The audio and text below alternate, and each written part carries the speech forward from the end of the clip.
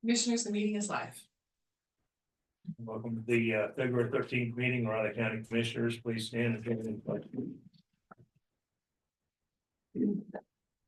Pledge allegiance to the flag of the United States of America and to the republic for which it stands, one nation, under God, indivisible, with liberty and justice for all.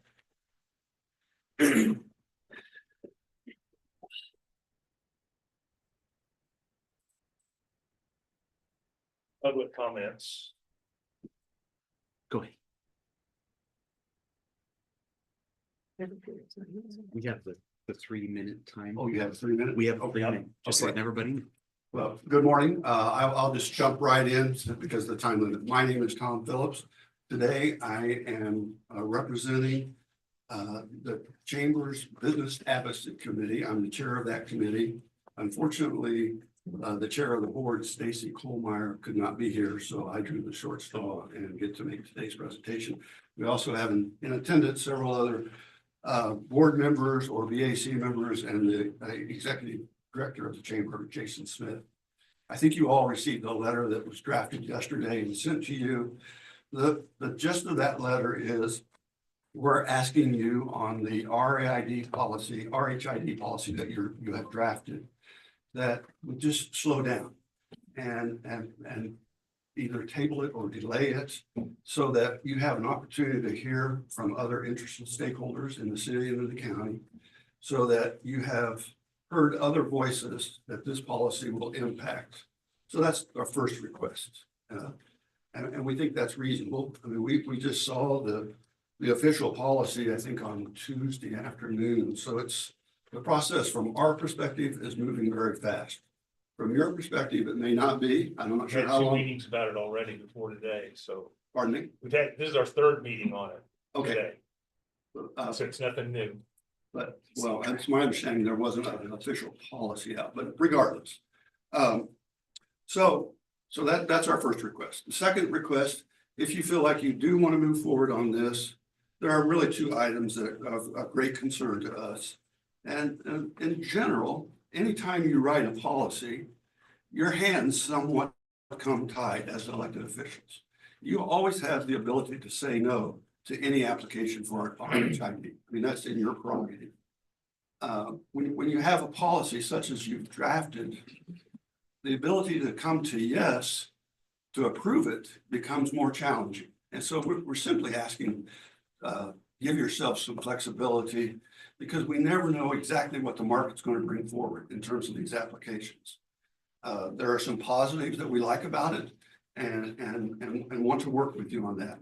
The other thing, and more specifically, is the income guidelines that you have drafted are at about 80% of the average median income. Whereas on the city side of the equation, they're running at about 120, I think, or maybe it's 130% of the average median income. So that discrepancy becomes more challenging for developers in terms of the type of housing product that they can provide. And quite frankly, it can become very challenging to build a single family structure in some of these price ranges, given market constraints in terms of the cost of land, cost of materials, cost of labor. Mr. Phillips, we're at time, so if you could wrap it up in just a few more seconds. And the last one is, state law allows for the issuance of a 25-year tax increment financing. You're currently proposing 10 years. We would like to continue that discussion and hopefully give yourselves more flexibility so you don't tie into that 10-year time frame. Thank you, sir.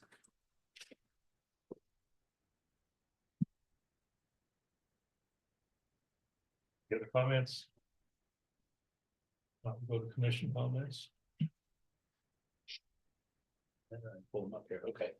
I didn't have a whole lot this week. The storm and everything kind of put some things on hold. So caught up at work though, so we're good there. But did watch the K-State men's team win another thriller Tuesday night. That was good. Don't like maybe we're gonna play our way into the NCAA tournament after all. So we keep our fingers crossed.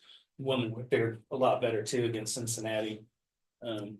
Watched a bit of that on ESPN Plus, but didn't catch the entire game.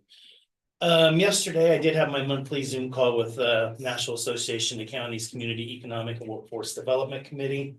After some opening welcomes and opening remarks from our chair, Angela Conway, she's a commissioner in Hennepin County, Minnesota.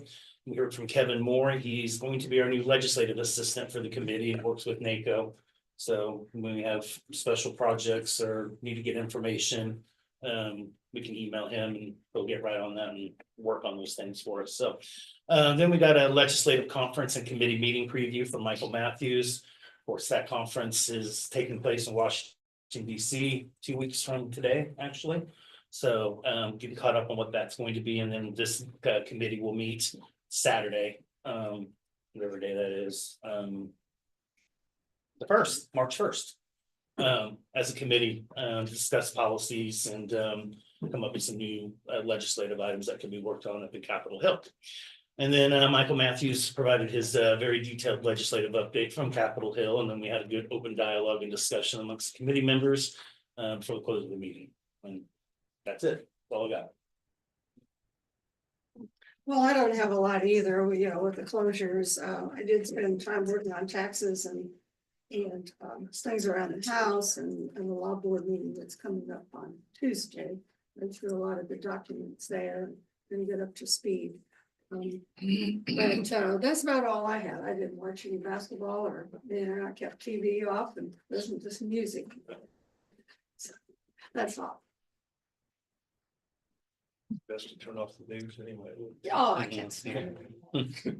Yeah, they give me a quiet week this week. Free State men and women both had victories. They're both getting more impressive as the year goes on and really start going on play. That's Ready for business? First item, commission need a motion to approve real estate sales data search agreements and contract provisions. Thomas Skately. You create yourself. I'll move to approve the appraiser's real estate sales data search service agreement and contractual provisions for Thomas Galletti. Yeah, probably. So, Okay. I would, we'll go with that. I would second that. been moved and seconded to approve appraisers real estate sales data search service agreement. And contractual provisions for Thomas Galletti. All in favor? Aye. Chair, please sign.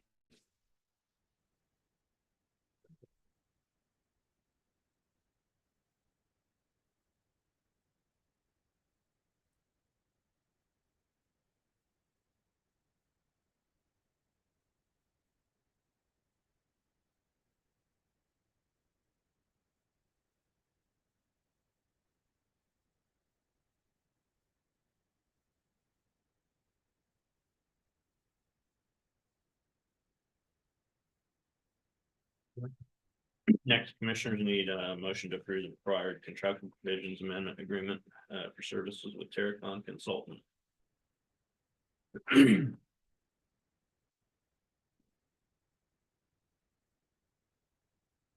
That's like what we did with. Yes. That's what we would do. Okay. Well, I would make a motion to approve the updated contractual provisions attached for Terracon. Second. Been moved and seconded to approve the updated contractual provision attachments for Terracon. All in favor? Aye. Chair, please sign. It's getting better. Okay.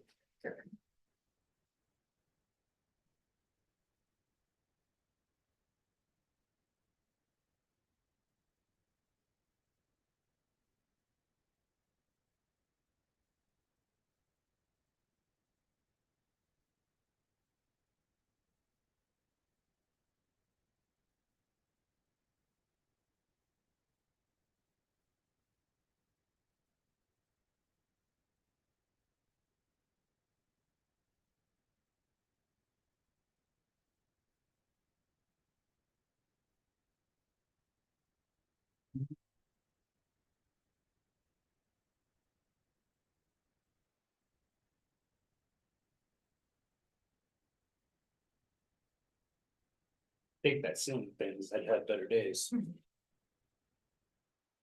Squeaky. Mhm. Hmm.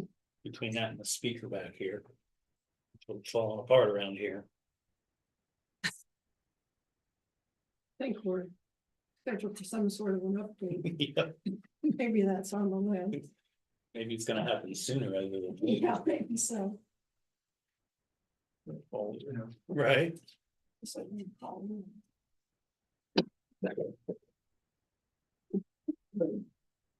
Next, commissioners have tax roll corrections.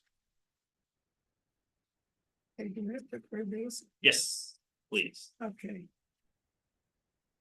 I would make a motion to approve the tax roll corrections as presented. Second. Been moved and seconded to approve the tax roll corrections. All in favor? Aye. Sure.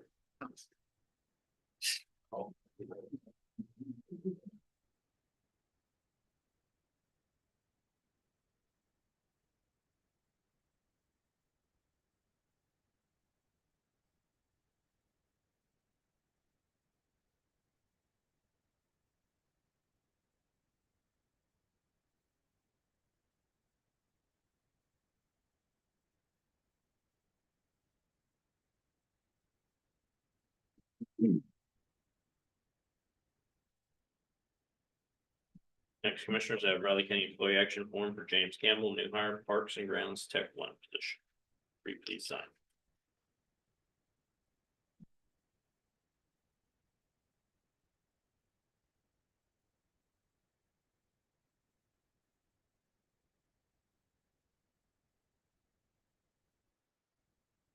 In the policy breakfast. Do you have any, this is speaker, have they left that out? yet? You're the speaker. And Stacy.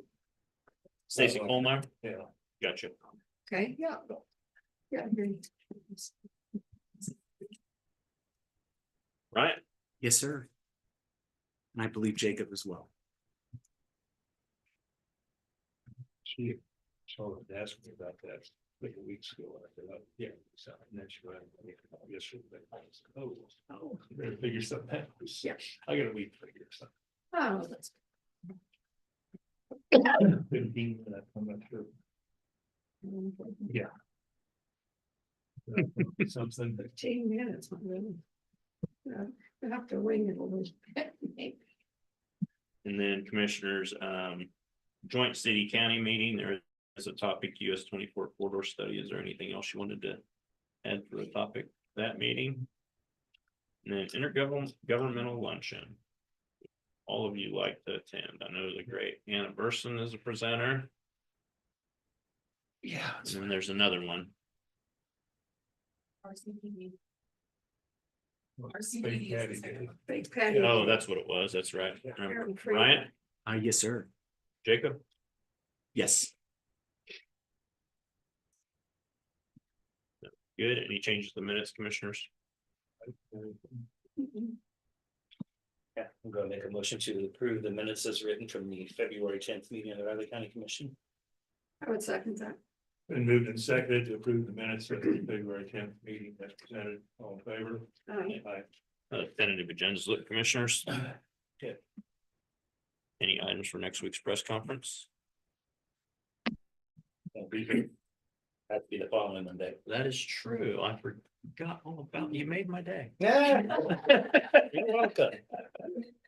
President's Day on Monday, right? That is correct. So, Commissioner, next we have Mr. Parker, 9 o'clock.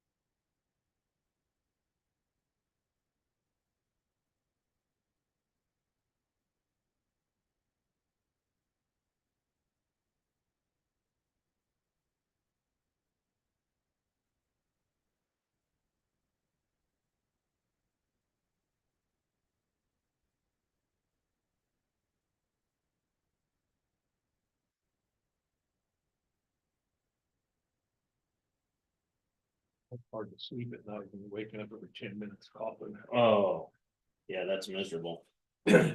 That's miserable. I'm sure it wasn't that often, but sure felt like that. Yeah. and I'm sure Jan thought it was too. Sure. My wife would have told me to go elsewhere and sleep. It would have been that bad. Well, I mean, yeah. I have expected, I thought about going down on the couch.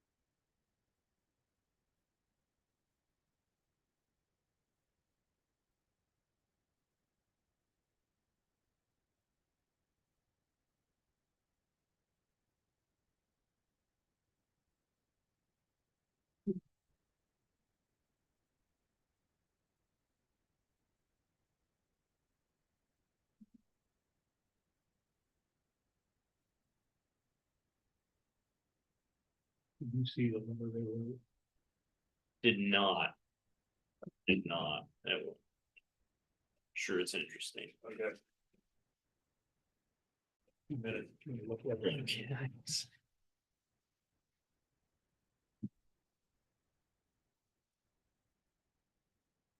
Hey, man.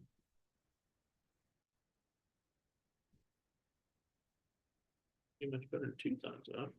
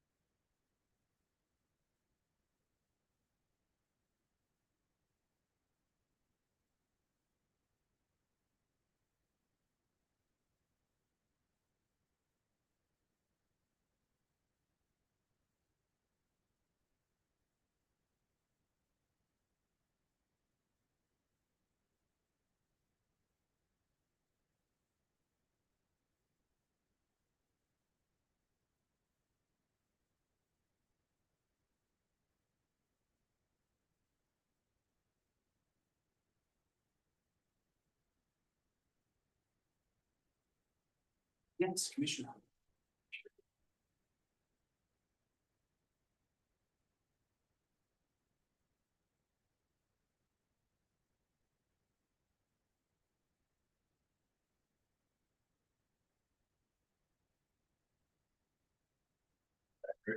Yeah. Okay.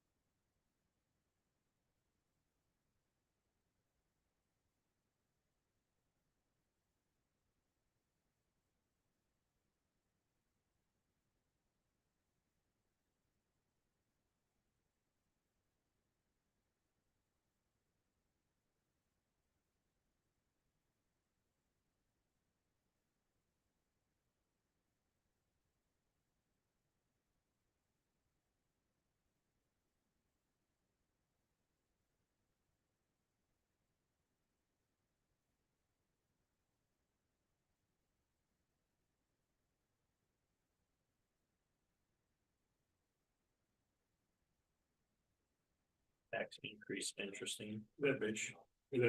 My, Shows how people don't understand taxes. my letter to Jason commented on that, tried to correct this, he said it before here though. That was in their, one of their first newsletters early last year, more. And it said appraisals went up, so taxes will be going up, and I almost said something's going, but I thought. No, appraisals are not what make your taxes go up. Yeah. I sent him an email last night, explaining, whether it did any good or not, but.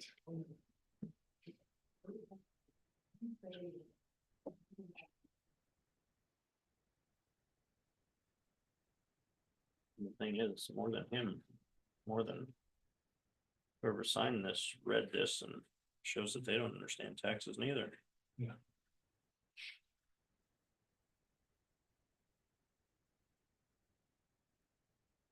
I think it's interesting that nobody understands what this. Policy will actually do. I mean, we just need to stop talking about affordable things because we're not geared to do anything about it. Quite honestly.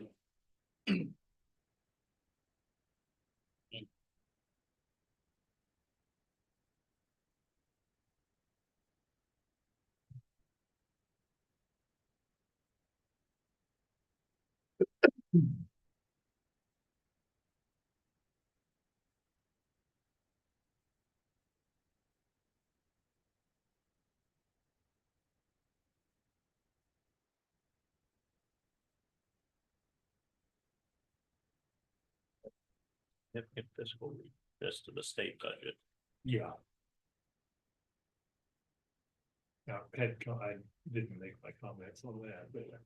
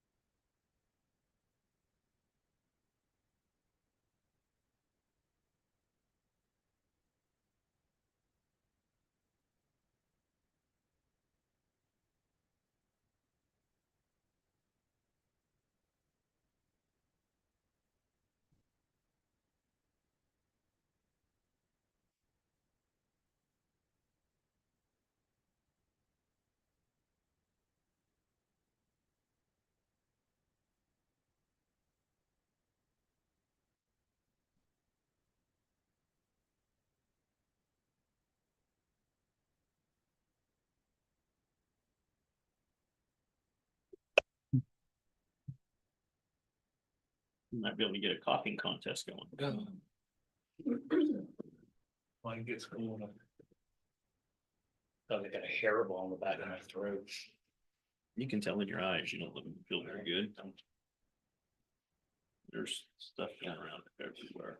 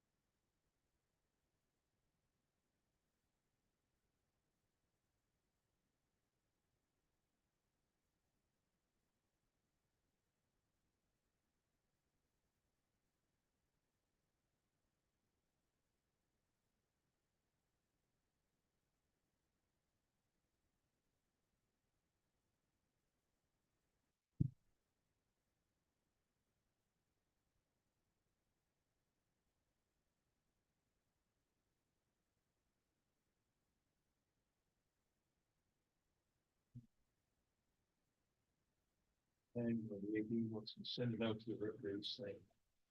Why did that? I know. Why did they take those points away? No, and It didn't make sense, even the announcers on TV were saying that's obvious. Stupid. And then they gave them one shortly after that. Right. It was even more obvious, but I mean. So evidently you have that concept down somewhat.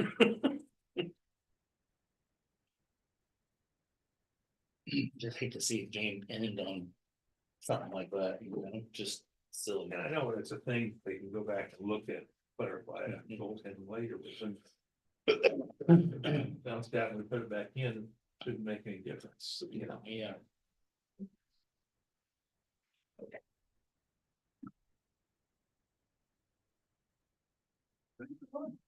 I'm doing okay. I was afraid we were gonna give it away at the end there. This time, briefly earlier. Yeah. But almost did the same thing against KU last weekend.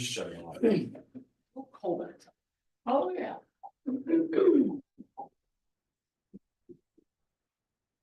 That's when BYU said that Should be.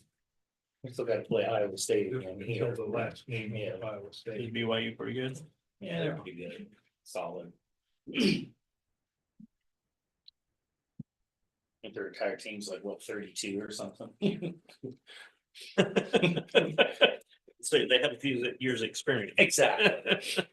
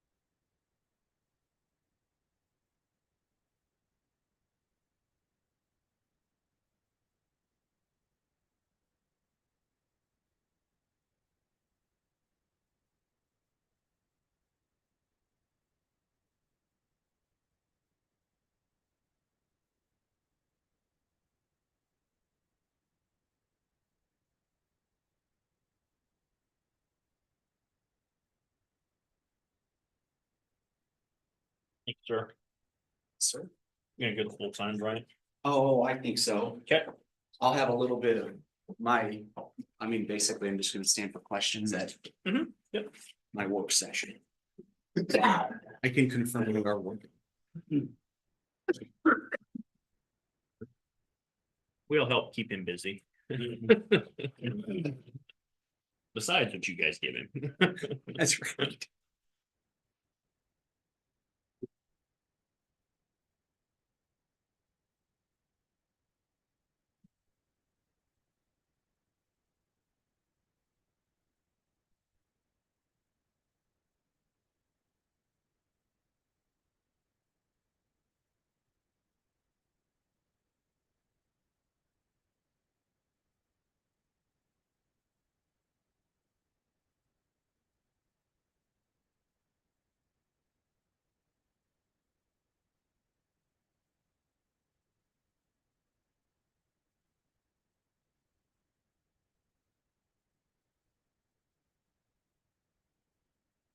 Commissioners, Brian Parker, County Councilor. For my administrative work session, I would just stand for questions today. If the commission has any, there's several projects that we're working on simultaneously. And most of them are summarizing things that are being led, of course, by other department heads. And that we're assisting in the way that the county councilor's office traditionally assists. Any questions, commissioners? Anything on your minds? Okay. And with that, I would ask that we transition into an executive session to discuss confidential legal advice regarding potential litigation issues. And I prepared a motion that's before you, should you wish to consider to do that. Thank you. So I'll go ahead with the county commission, including Chairman McKinley, Vice Chairman Pokey, and Commissioner Ford. Recess into executive session on potential litigation for the purpose of consultation with Brian Parker, county councilor, attorney for the commission, which would be deemed privileged, and the attorney client relationship and exception to the Kansas Open Meetings Act and the open meeting to resume in the commission chamber at 9:20 a.m. Rich Fargo County Clerk, Brittany Phillips, Budget and Planning Officer, and Elizabeth Ward, Human Resource Director, will be present during a portion of the executive session to provide factual information. I would second that. Been moved and seconded for the county commission to recess into executive session for reasons previously stated under the attorney-client relationship exception to the Kansas Open Meetings Act. All in favor? Aye. Aye.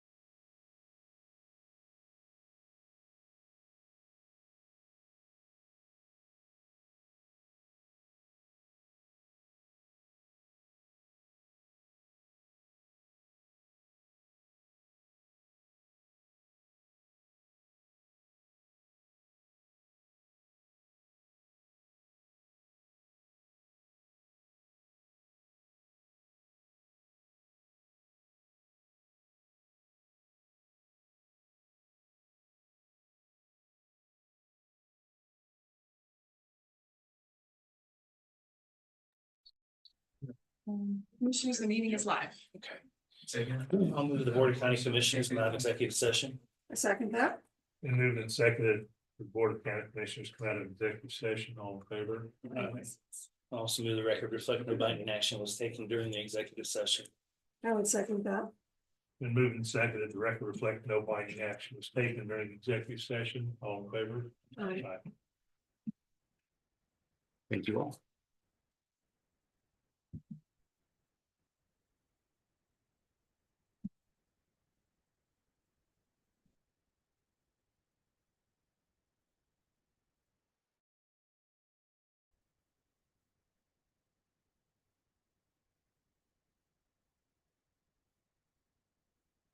Okay, Commissioners?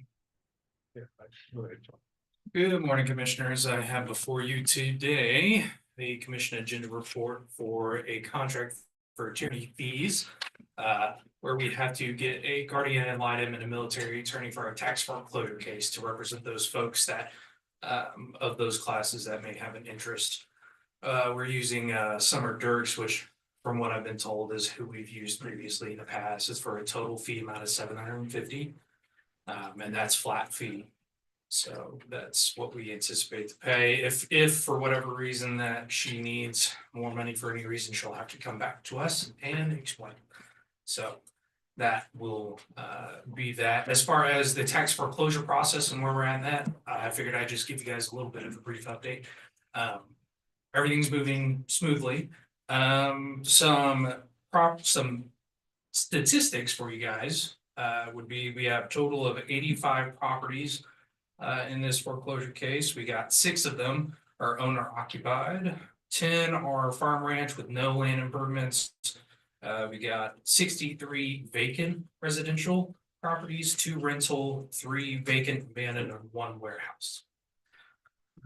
So the total outstanding taxes that we're trying to recoup through this process is $752,876 and some change. So that's what we're looking to get. Everything's going smoothly. There's been no road bumps or anything like that. So everything's good to go. If you guys have any questions, feel free to ask.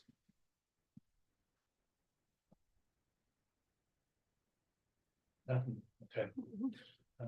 Then I will go ahead and move to approve the contract for attorney fees as submitted.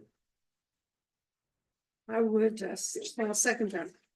Been moved and seconded to approve the contract for attorney fees as submitted, all in favor? Aye. Hold on, sign, please. All right. Thank you, Commissioners. Commissioner, you'll have Catherine Hensler at 9:30. Good morning, ladies. How are you? Good. Enjoying the balmy weather out there. Similar to Florida, isn't it? No? It's more like Colorado, but colder. Okay.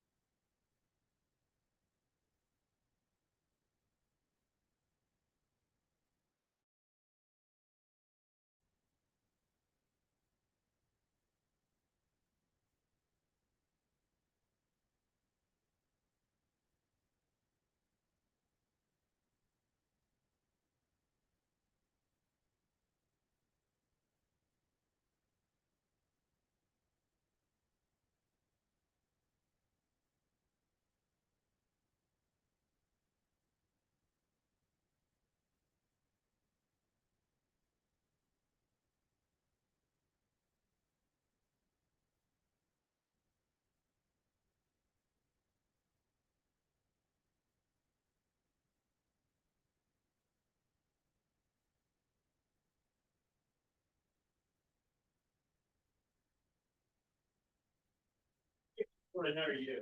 Good. I eat purple cup. Oh, well, thank you. This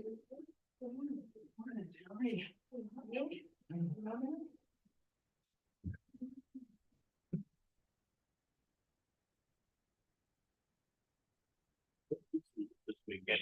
Yeah, I got a meeting up on post at 2, and that's. That's I don't know.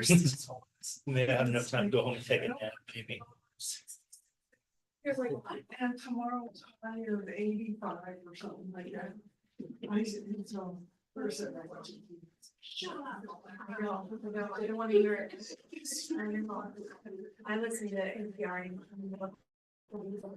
In Georgia, and like the weather, I mean, it makes me feel better in northern New York, because I'm like, it's so nicer here. I know Georgia. Oh, yeah. Feel nicer. You got back pain, there's nothing like it. Sometimes you miss when you're listening to There's it. nothing like back pain.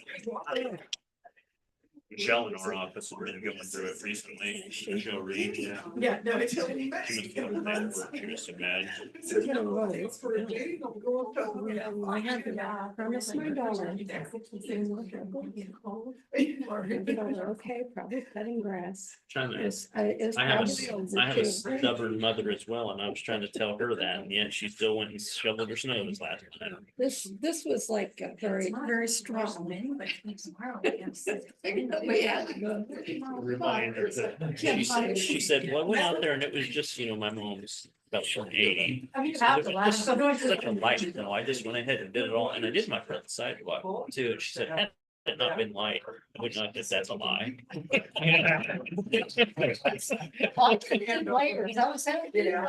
day before I was on the phone, okay, you contacted someone about removing your snow, right? Yeah, it's. I did find, so.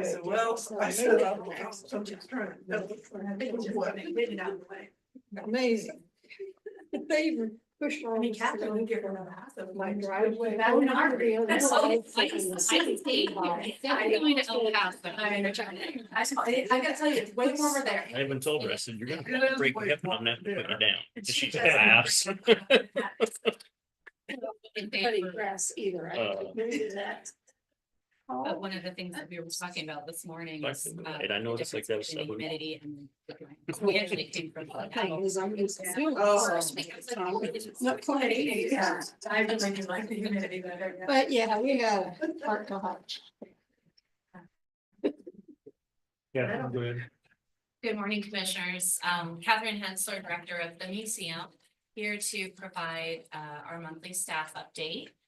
And we'll just, well, I guess I'll preface this by saying thank you to everybody who was able to attend our exhibit opening on Friday. We had a great turnout. We are very excited that we've got a new exhibit. Thank you for the support in the entire process. I know it was a big ask to close for 6 weeks.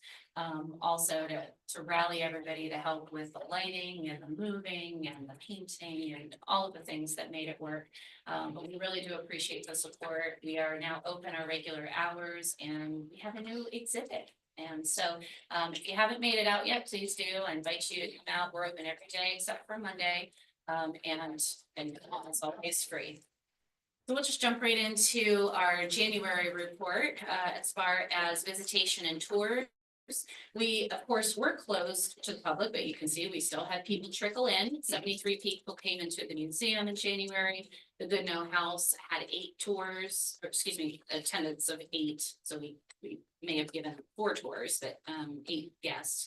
The Wolf House actually did have some unusually low attendance with only 5 people coming in. However, I will note we had a blizzard. We were closed one of those weekends. We also had some work done to the front door, so we had to close a weekend as well. So between the cold weather, the snow, and the preservation project, we do hope that the next few months look a little bit better. As far as programs and outreach, we had 12 people attend one of the programs I provided in the month of January. So under 100, not great numbers, but we knew that's what would happen if we closed the site. So February is going to look a lot better. I hope you know that. Volunteer hours, we also had a little bit of lower numbers. We didn't have any community service workers come in the month of January, but we did still have, excuse me, our regular volunteers as well as some volunteer hours put in by the Historical Society's Board of Directors. As you remember, we were closed between January 1st and February 7th for the public, or for the renovation and the exhibit change out. We did reopen to the public on Saturday, February 8th. January 16th, I provided a presentation to the Silver Creek Beneficiary Club, that is in Keats, about our new exhibits, and 12 people attended that. We being me and Curator Highsmith, we did a couple interviews and met with some members of the press to get the word out about the new exhibits and the programs and events going on at the museum. And then, of course, we had our exhibit reopening events on the 7th and the 8th. So 119 people attended the members exclusive opening. That was on Friday evening, and then 31 attended on February 8th. I have to be honest, that's a good number for a Saturday for us, but I was really hoping we'd be closer to 100. And then, of course, Sunday the 9th, we had 6 people come in, and I'd like to blame that on the Super Bowl, but we're really going to make a conscious effort to market these new exhibits and draw people up the hill to come visit us. In collections news, you will notice we really limited the numbers that are coming in. We're still under that collections moratorium. As you remember, we were able to process 5 backlog collections for a total of 16 objects processed. And at the time when I submitted this report, I did not have the deaccession numbers. Those were since provided to me by our curator of collections. And in the month of January, we successfully deaccessioned 12 objects. Those objects all came out of the exhibit.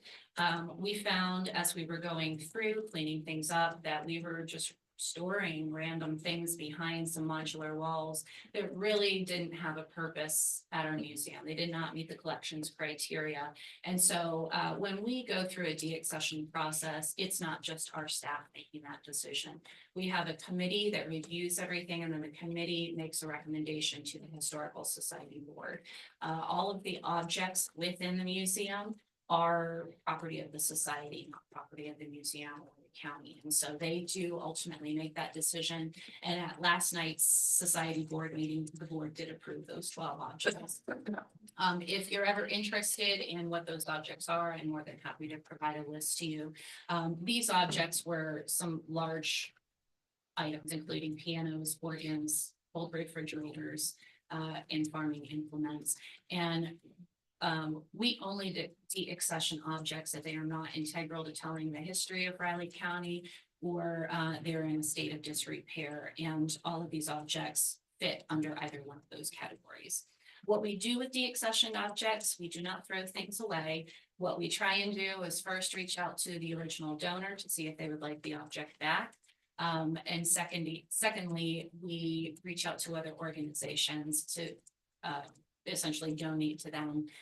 We found a number of objects in our exhibits that had a stronger connection to Washington County, to Potawatomi County, Wabunsee County, and Dickinson County. And so we've reached out to all of those organizations and starting to have the conversation about donating those objects to them. In archives and library, I do want to introduce you to somebody, and some of you already may have met her, but our new curator of archives and library is Carly Farron. She's here today.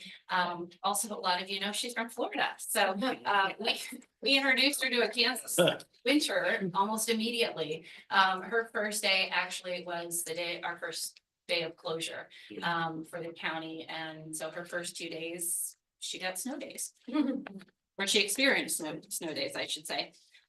So Carly has been very active in cleaning up the library and archives already. So she's been cleaning and organizing. And just a little bit about her. I've included this in my reports in the past, but I do just want to remind you, she's got a BA in history and an MA in museum and artifact studies. She served in lead curatorial and archival roles since 2018 with a few museums on the East Coast as well as in the United Kingdom. We are very excited to finally fill this position. We have been on the search since August of last year. And as you remember, our longtime curator of 32 years, Linda Glasgow, retired on October 1st. So we have been without a curator for that duration. So Carly, welcome. We're really happy to have you here. And then just from a statistical perspective, through that search, we received 90 total applications, and they did come from local, national, international candidates. So we're really pleased to have Carly here, and thank you for sharing your expertise with us. I would note too that in order to handle the research requests that generally come through that department, we have a group of 4 on this research team. 2 are staff, 2 are volunteers. They've been managing all the research requests. They've been very efficient and able to turn some of these requests around within hours versus in some cases it used to be a couple weeks. So we do intend to continue with this group of 4, even once Carly gets her foothold and gets that department up and running efficiently. This group has worked great, so we intend to keep them on. Concerning building and grounds, during our closure, we did have the support of Public Works. Jerry Howard, in fact, I'd like to issue him a thank you. We're very grateful for his help. He was able to come in and help rebuild all of the fixtures for the track lighting system in the East Gallery. And those of you who came to our opening and over the weekend, you probably noticed that side, the light looks great.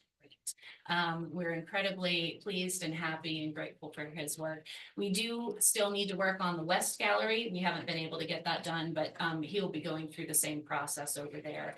And then Economy Electric is still working on a quote for the storage areas, both permanent and temporary, as well as some upgrades in the library area. Still just waiting on a quote from them.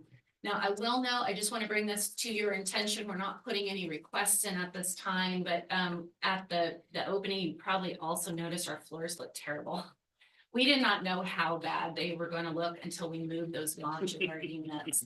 And what we found were years of waxing that slid or seeped underneath those modular units. And since they were never moved, the wax was never cleaned up. So we've got permanent wax stains throughout the gallery. We did try and clean some of those up. We got down on our hands and knees and took a razor blade to them, and they don't come up. So what we're doing right now is we are going to be trying to cover that space with area rugs and runners and things like that. But down the road, we may be having a conversation with the commissioners about what we could do to improve those floors. I also want to note that the front portico of the museum was repainted and repaired during our closure as well. And that was 100% funded through the Riley County Historical Society. So I know it's not something that's super manageable, but, or excuse me, not something that's super noticeable, but we noticed it and we really wanted to get that cleaned up. So it looks great. It's got a fresh coat of paint. I also want to put in a public thank you to our staff of both the museum and the Historical Society, along with our volunteers. They did an outstanding job with this new exhibit installation, and we owe them all a formal thank you for their hard work, cooperation, and dedication. We could not have done it without the team working together as they did. So I do want to say we have a great team, and I'm really, really pleased with the work that they were able to do. I don't think we could have done this 2 years ago. We have just fabulous people that came together and put efforts in and all worked as a team. We also provided an all-staff training session that was held over that closure period to go over policy, procedure, expectations, and allowing our team to get to know each other. You'll remember we have a lot of as-needed staff members, and they often work different shifts and almost never interact with one another. So this was a really good opportunity to bring everyone together in the same place. And we had pizza and conversation, icebreaker, expectations of just regular day-to-day, and also how our staff will interact with this new exhibit. We do have some technology incorporated, so that involves learning how to use that technology. And I am happy to say we had 100% attendance of our staff in that training. And real quickly, the Riley County Historical Society is in the process of hiring their own administrative manager who will handle the society responsibilities responsibilities. These tasks have fallen to my position, me, but also the previous director for years, even going back almost 2 decades. And according to the society's bylaws and their charter, this should not have occurred. They do have their own responsibilities. They're a private nonprofit organization. They need to be managing their own private nonprofit administrative duties. So this is a great step in progress. And I want to thank the society for being open to this. They did have to initiate a change within their organization and be open to these ideas, and they're moving forward. I will assist and support them along the way. In fact, I'll be predominantly responsible for the training of this new staff person. But again, this is going to help us all out in the long run. They are currently reviewing applications. They have 3 interviews scheduled for next week. If anyone is interested, the position will be open until March 1st, and it can be found online. I've included the link here. But anyone interested can go to www.rileychs.org and then find work for us. Our goal is to have someone hired by April 1st. And then real quickly, just some upcoming events I'd like you to get on your calendars. February 26th, we'll be partnering with the Preservation Alliance, the Historical Society, and the City of Manhattan's Historic Resources Board to provide the Historic Preservation Summit. It'll be centering around preserving historic cemeteries. That'll be from 6 to 8 that evening. It'll be at Union Hall, which is the new social building downtown on Points. This is free and open to the public. It's also not just for people who are involved in preservation. If anyone's interested in cemeteries and historic masonry, connecting with the preservation community and even just history, we invite everyone to come out. We will have a fireside chat on the 11th of March. We don't have the speaker or topic confirmed yet, but it'll be same place, same time that it always is. That's Flight Creek Coffee, 5:30 to 7, free and open to the public. I will note that we did have to cancel our February event due to the weather. And then just to let you know, we are nearing our field trip season, and so we are beginning the planning for that. Does anyone have any questions? Okay, thank you very much. Have a great day.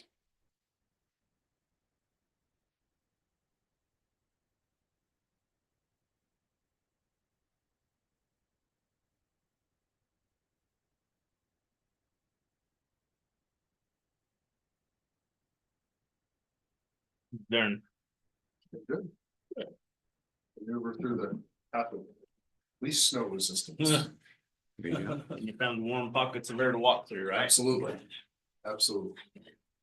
The hardest part. You used to walk in the sunshine. A little wet, but it's way better. Very good. All right.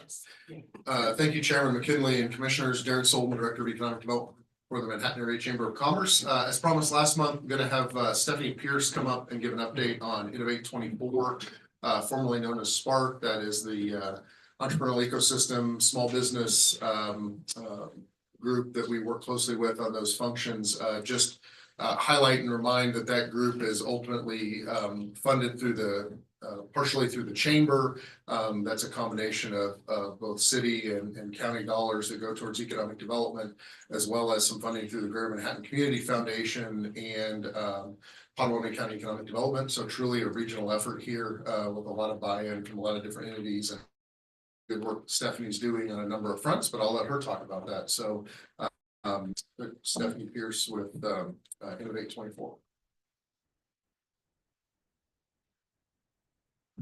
Good morning, Commissioners. I did bring some handouts. Would you guys like those ahead of time? Okay.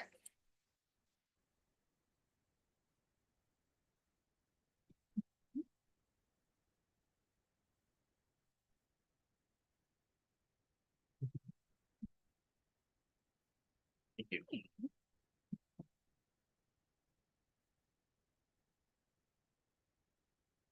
As Darren mentioned, my name is Stephanie Pierce. I'm the Executive Director of Innovate 24. Our mission is to facilitate activities that are going to create, attract, and grow innovative startups here in the region, ultimately bringing new jobs and new investment. So what that really means, though, is that we want to help entrepreneurs find what they need throughout every stage of growth. So to do this, we've created this entrepreneurship roadmap, which is one of the handouts that I gave to you.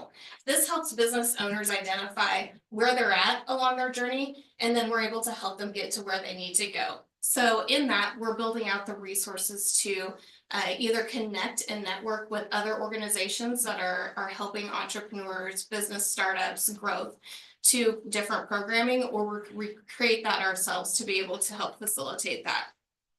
This includes things like technical assistance, connection to resources like mentoring and education, as well as funding program. We currently facilitate 4 funding programs in the community. And this past year, we helped 8 businesses with funding through these programs, totaling in $155,000 that went to those businesses, but also leveraged additional dollars that they received through bank loans and other resources. Overall, we have over $100 million in active loans in the area that we serve. We engaged with over 50 startups or small businesses in 2024. One of the highlights of this past year, along with launching our new strategy, our new name, was also a new location, which is down in Aggieville, to create a hub of activity. Innovate 24 and the Small Business Development Center are now co-located there to help bring together entrepreneurs, business startups, and have those resources located in one place, but also to work with others in our network and our ecosystem builders to be able to use those spaces to facilitate classes, programming, networks, and other things. So we're looking forward into 2025, launching some new programs and continuing to build a strong startup culture that supports entrepreneurs in our region.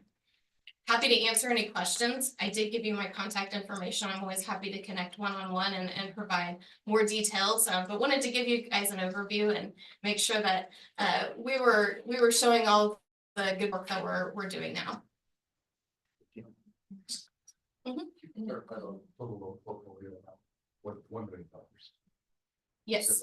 Oh, I'm sorry, $1 million. I wrote down all my notes and so I can't read. $1 million, excuse me. We have a little over $1 million in that total loan portfolio. Just change it. Yeah, I'll 1 take 0. My apologies, I didn't even realize I said 1 that. 0 making a big difference. Hey, that's a big investment there. Yes, that is a big investment. And hoping, and a lot of those have bank matches to them. So that is a much larger number and investment. Those are just those loan specific numbers. Gotcha. All right, hand it over to my colleague Christian to talk about military. Thank you.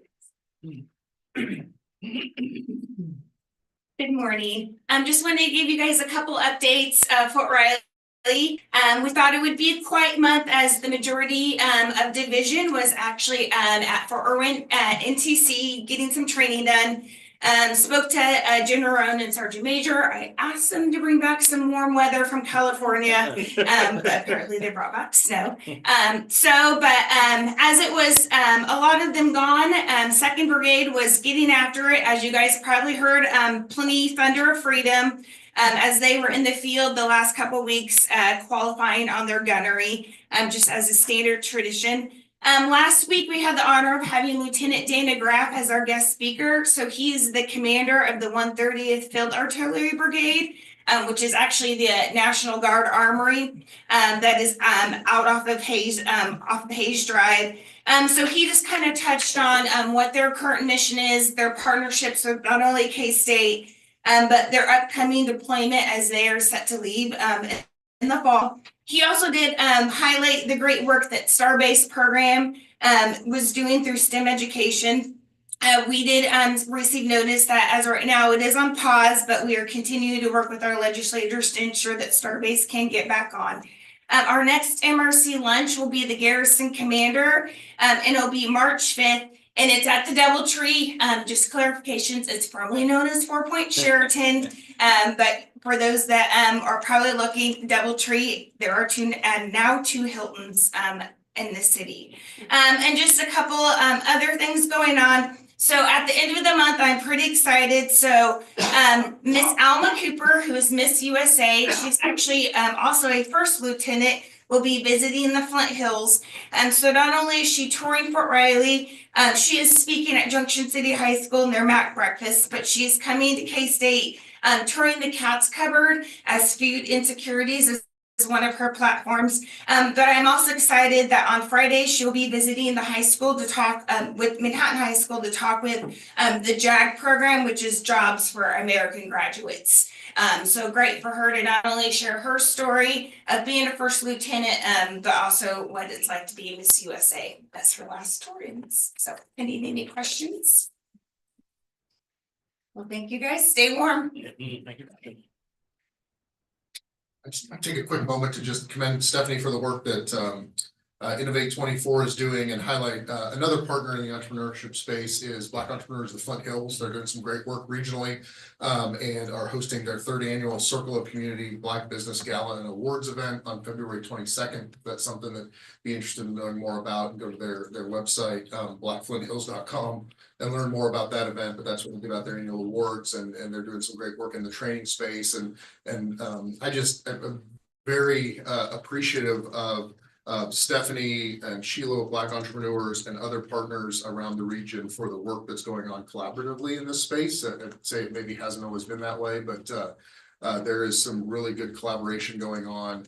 And as a result, there are more training programs, more loan programs, more direct assistance for small business owner mentorship programs, et cetera, as Stephanie mentioned, for small business owners and prospective entrepreneurs. And that's really helping folks get through some of those crucial early days, early years when it comes to business ownership. So making some great progress in that space, and the people that are doing the work are definitely to be commended. So happy to answer any questions. All right, thank you all. Thanks, Brandon. Have a good weekend. Stephanie.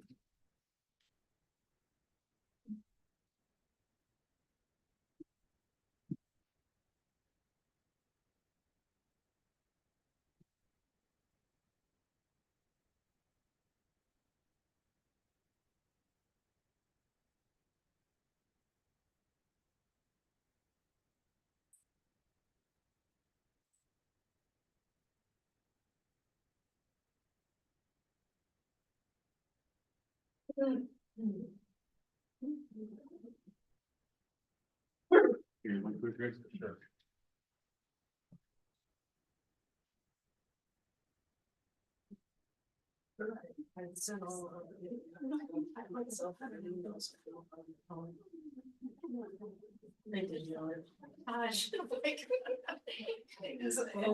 I worked on other things.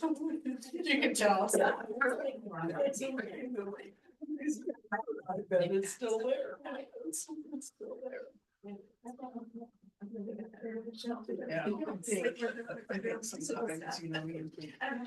I did one. I did initially. I want to be going to interior design, but the only back then when they offered it, it's been new here and I. Oh, okay. Just like, I'm thinking, but that's. No, it's just too big. I did orient. I wanted something like it's small. Yeah, I was out there. Yeah, yeah, I was like, I'm not prepared to pick it. Yeah. Locations. And then I just.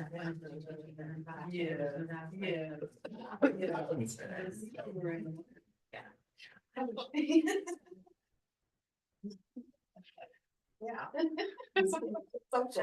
You know, the physical layout. I really think in my mind. Yeah. Yeah, I'll start. Yeah.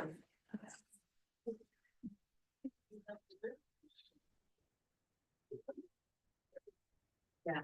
Well, do you by chance have those? Yeah. Yeah.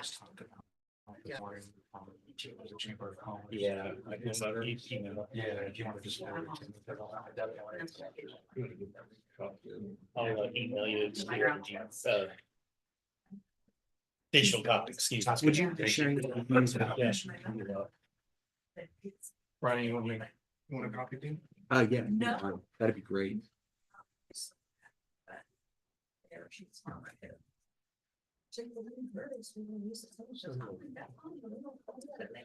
Yeah. I think I got. And by the way, the solo cup 4 copies from 4 different people. Oh, yeah, not you, maybe that's not at all. Those are actually not in my place.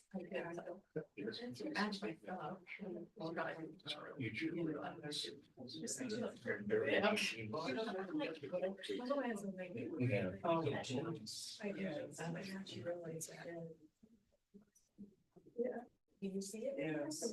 It's gone. Yes. And I will. I don't know.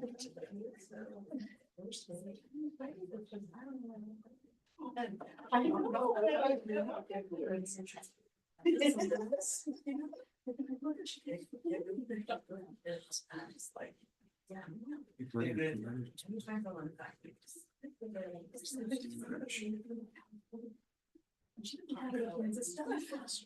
Oh my God, wow. Yeah. Just really. Thank you, John. Yeah. Wow. Thank you so much. Yeah.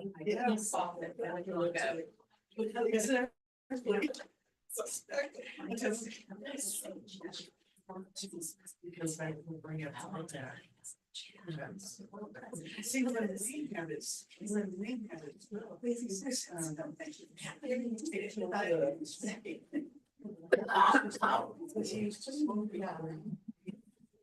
And then afterwards. Yeah. For the right thing, yeah, we filled that in. I did these. I said, well, hey, there's been a bit of whistling around and they.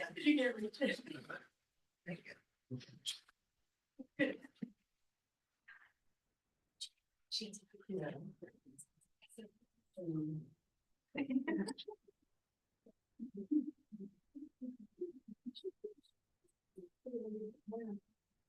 Yeah, yeah, I remember when they were like, anything.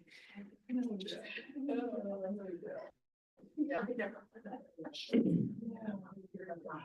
I'm not necessarily.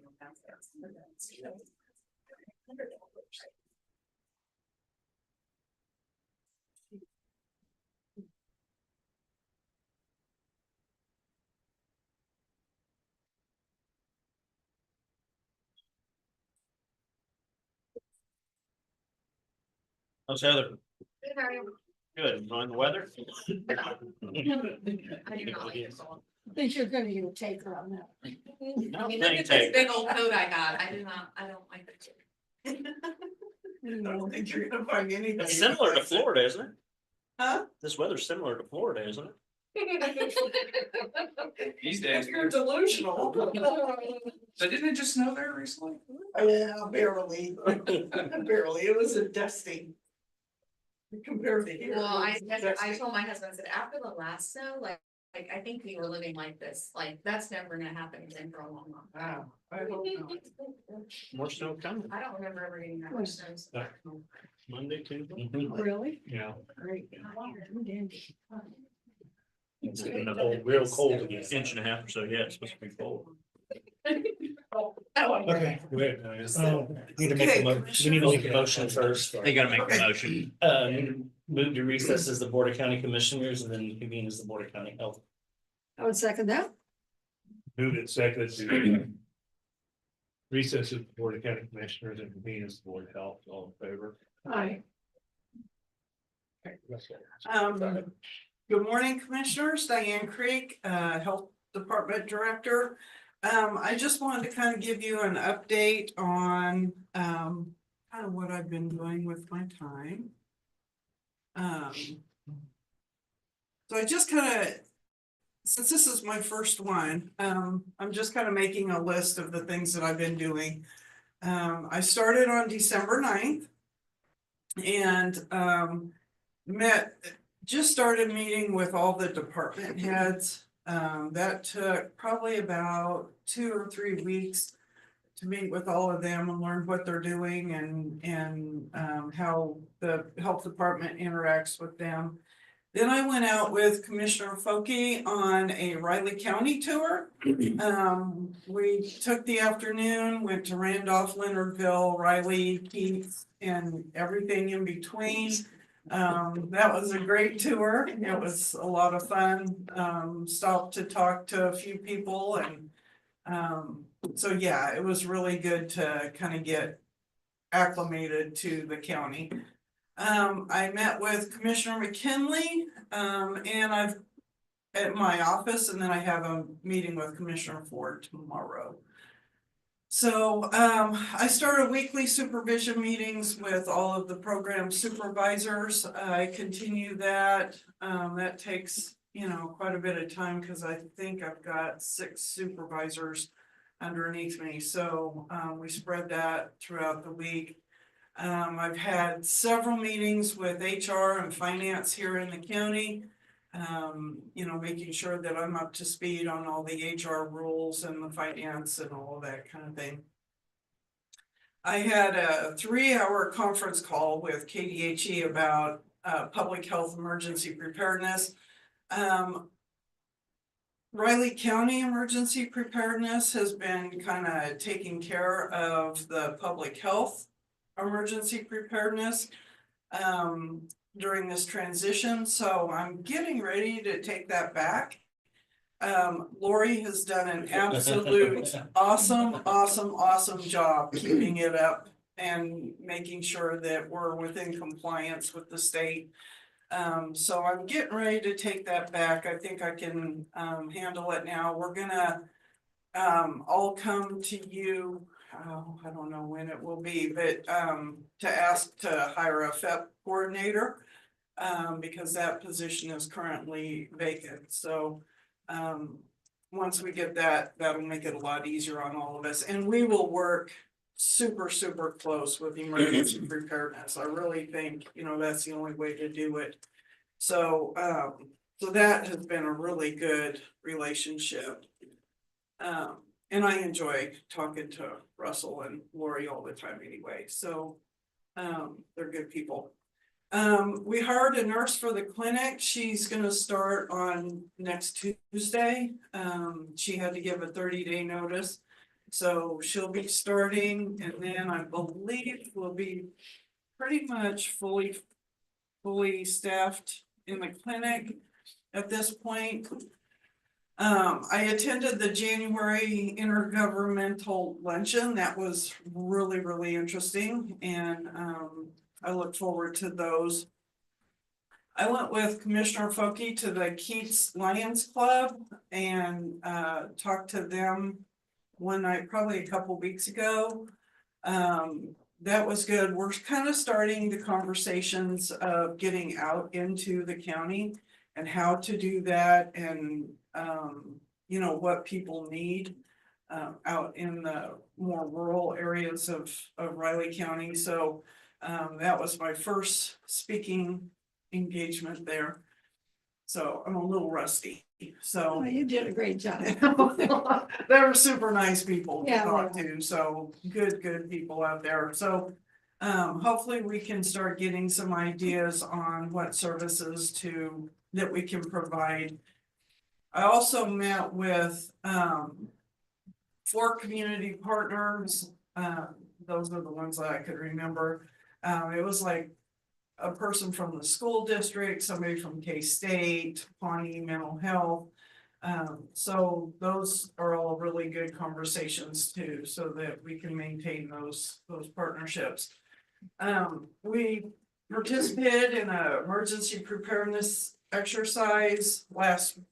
Last week, with Geary and Potawatomi counties. So I love doing exercises like that, so we'll continue participating in those as they come along. I also met with Mike Dodson, who he is very interested in providing health services out in the rural part of Riley County. And so he has talked to the right people. I invited Jacob Clark, the clinic supervisor, to participate in that meeting with me. And so Mike has talked to the right people, you know, in Riley County. And so I think, you know, between him and his group, and we'll be at the table at those meetings as well. And I think we can get some services set up. So that was also a good connection to make, because I think he can do a lot of the legwork. He's got the history and he knows the people and he's got the time to do that. So I am on 2 committees that I could think of right off the top of my head. The onboarding committee, it's kind of through HR. And then the planning or space committee for the buildings and the space for Riley County services. So those are gonna be good committees as well. Current projects that we're working on, I'm meeting with supervisors and the IT director to get a new electronic health record system. The health record system that we currently have, there's not very many health departments that are subscribed to that. And so the support is not the best. And so we're gonna change electronic health record systems, which is gonna be a big project. And it's gonna take some time. We've been working on health department budgets. Those are gonna be coming to you the first part of March. And on March 6th, actually, Brittany is gonna present those. That's been a lot of work and it continues actually. We're starting to work on evaluating the health department space needs and potential consolidation of staff into one building. I mean, I don't know which building it'll be. Public Works is gonna start I believe a space needs assessment or something to that effect. Which will help a lot, cause I can't figure it out. I don't know how many people we have, how much space we need, all that kind of thing, so. That will be coming to you as well. We're working on advertising and promotion of the health department programs, in a different way. Not necessarily on social media, so we're having meetings about that. And we're developing a plan for reaching out into the outlying communities like I talked about earlier. You know, with our services. So do you have any questions for me? Before I bring Heather up to talk about childcare licensing? Okay, it's been extremely busy, so I don't see that slowing down at all. But yeah, it's all good stuff.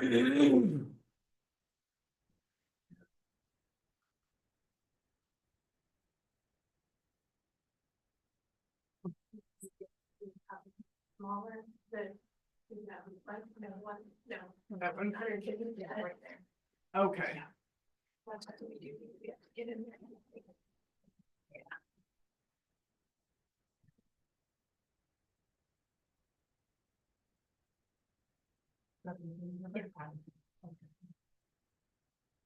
Good morning, Commissioners. Heather Ritchie, Child Care Licensing Supervisor. So I'm just kind of here to give you kind of our annual update and just to give you about some of the things that we've been doing. Some of this is just a reminder for you guys that we do serve 5 counties. We have Riley, Geary, Clay, Dickinson County, and Potawatomi counties that we cover. Then I have 3 specialists underneath me, Angie, Julia, and Anna, and we've changed something up.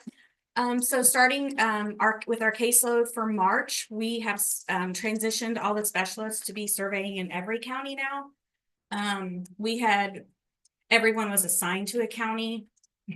But we decided we just needed to see new faces. They needed to see new faces, double checking everyone's work, getting out into the homes that some of us hadn't been in to make sure, and centers and all that, just to make sure everything's looking like it needs to be. So we have started those discussions with our providers. I was a little hesitant. I didn't know how they were gonna take it, but we've not gotten any negative comments about it. I told them all they could, if they really were that worried about it, they could call, find out who their new specialist was. I haven't had one person call, which I was shocked. So, I thought they would all be panicking, but I think they've learned that we're all trained the same way and we should be doing things the same. So, and we do usually take 2 people into some of those counties, so they're kind of used to seeing all of us at different times. So we are holding, in-person meetings in each county just to discuss the change and other topics and letting them, it's gonna be very informal. I want them to be able to bring questions and ask us and see us in a different light of not just being at their facility to inspect, but kind of building those better working relationships with them. So we did hold a Zoom on the last Tuesday of January. And then, like I said, we're doing the in-person meetings. Our Riley County meeting will be the 28th, I believe. And then I'm still working on setting up the locations and dates for those other counties. Just a reminder of who needs to be licensed. So anyone that cares for 1 or 2 children, unrelated for more than 20 hours a week, are required to be licensed. These are all the facilities that we survey. We did have a change with the new regulations that came out in August. We only have 1 home license now. We used to have the 2, we used to have licensed in group, and now they've moved it all under family childcare homes. So that's a little bit different, but didn't change anything that we do on a routine basis. Just an overview of our current facility count. We're at 251 right now. And then this just kind of gives you guys an overview of the inspections that we've done in each county over the last 3 years. So some of them have stayed about the same. Some of them have went down, which is great. That means we're not having to go out there as much for complaints or those compliance checks of trying to get a facility into compliance.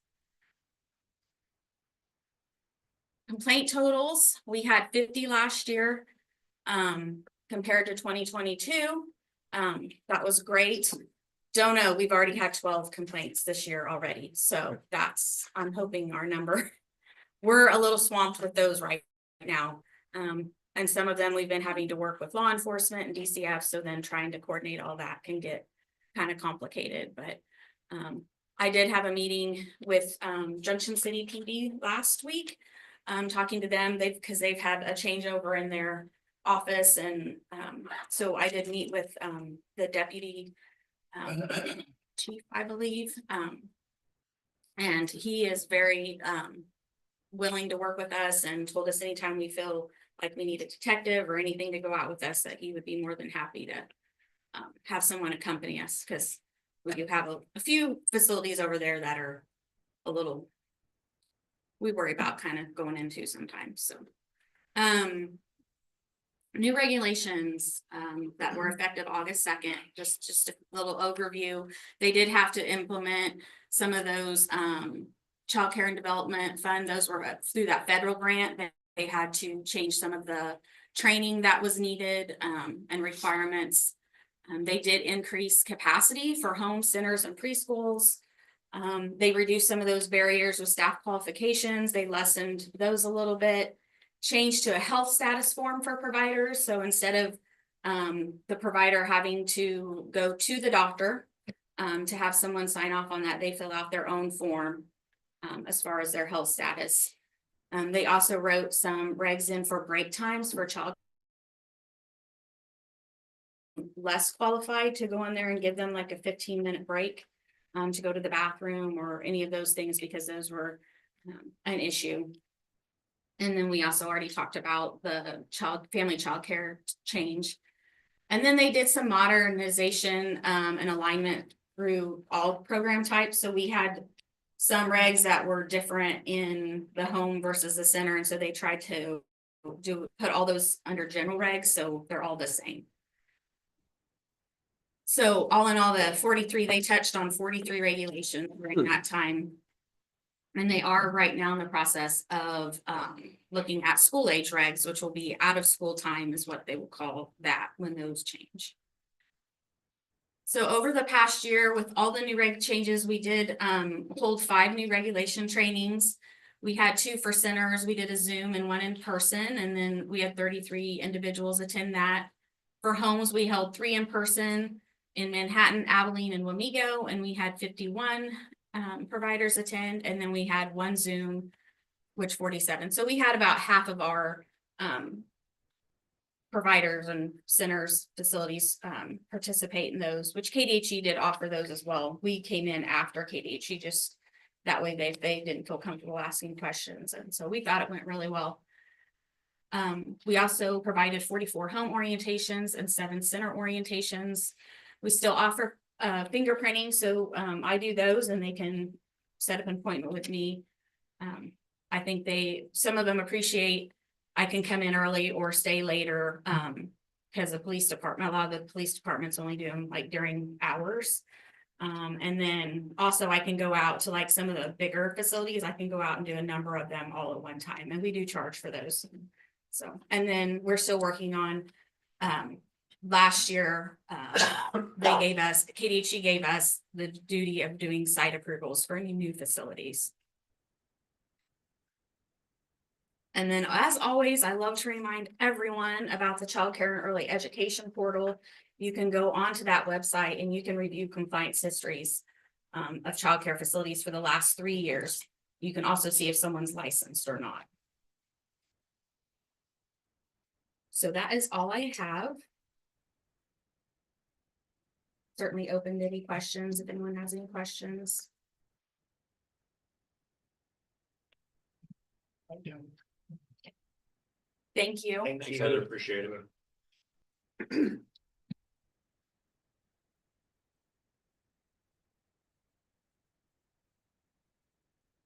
Commissioners at next 10:45 with civil items. Might have some of these. That's probably the. Huh? Well.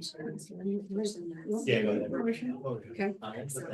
I would make a motion to recess as the Board of County Health and reconvene as the Board of County Commissioner. Moved and seconded to recess as Board of Health and reconvene as Board of County Commissioners. All in favor? Aye.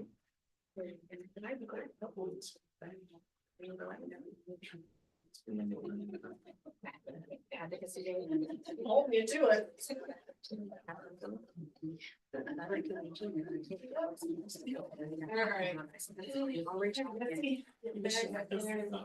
Yeah. See, I will today for tomorrow. Yeah, reach out to them again, so you can do. I appreciate you.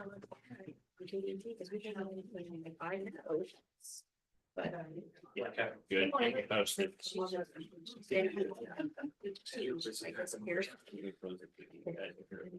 yeah, that's why I wanted to let you know. Appreciate it. I almost asked about that. Yeah. Thank you. Oh, let's talk for a second. Yeah, let's do it. Let's do that. Let me finish typing out this email. Okay. And then it'll take me like 1 second. Sure. Yeah.